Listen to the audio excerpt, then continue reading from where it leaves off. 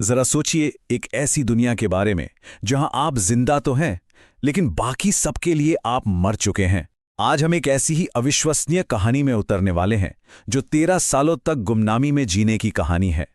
ये सोचना भी कितना अजीब लगता है ना कि दुनिया आपको भूल जाए, आपके अपने, आपका परिवार आपको मृत मान चुका हो।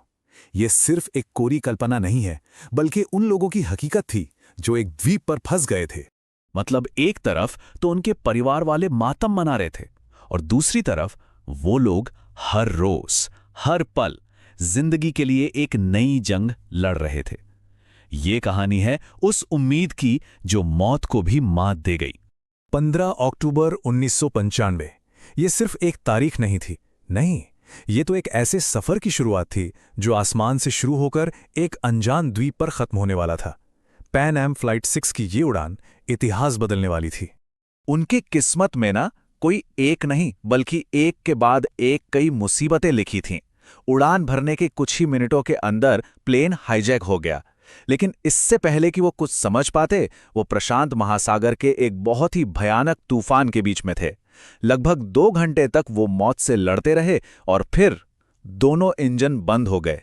विमान में कुल 77 लोग थे, लेकिन जब वो क्रैश हुआ ना, तो उस बर्फीले समंदर में सिर्फ 60 लोग ही अपनी जान बचाने के लिए कूद पाए। चारों तरफ सिर्फ पानी ही पानी और बीच में एक चट्टान। जहां तक नजर जाए सिर्फ मौत ही दिख रही थी। और तभी एक पैसेंजर की जेब से एक दूरबीन निकली, और उस दूरबीन ने जो दिखाया ना, वो उनकी जिंदगी की शायद आखिरी उम्मीद थी।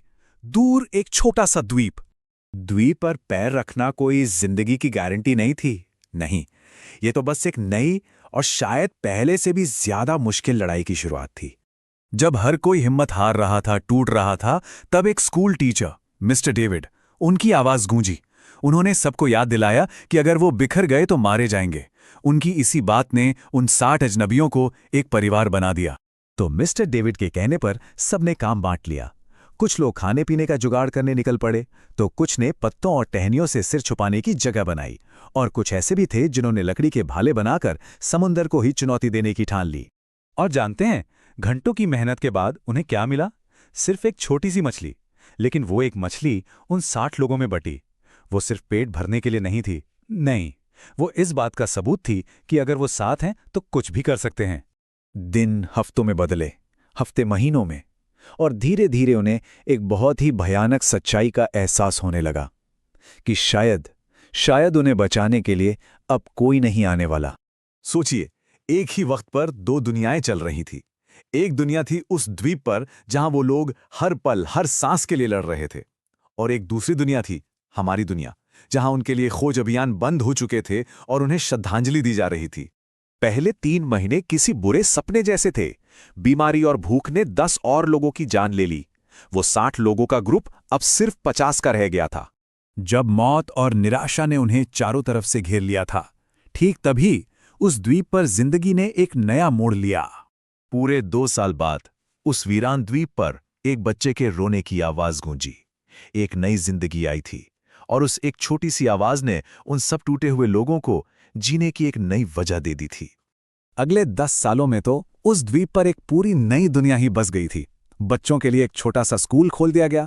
हर साल जिस दिन उनका प्लेन क्रैश हुआ था, उस दिन को वो सर्वाइवल डे के तौर पर मनाने लगे। इस बीच 5 और बच्चे पैदा हुए, लेकिन दुख की बात यह थी कि 7 और बड़े लोग अपनी जिंदगी की जंग हार गए।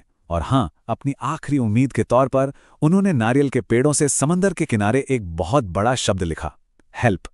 13 साल, सोचिए, 13 साल, एक पूरी की पूरी पीढ़ी बड़ी हो गई थी। उन लोगों ने लगभग मान ही लिया था कि बस यही उनकी दुनिया है, लेकिन शायद किस्मत को कुछ और ही मंजूर था।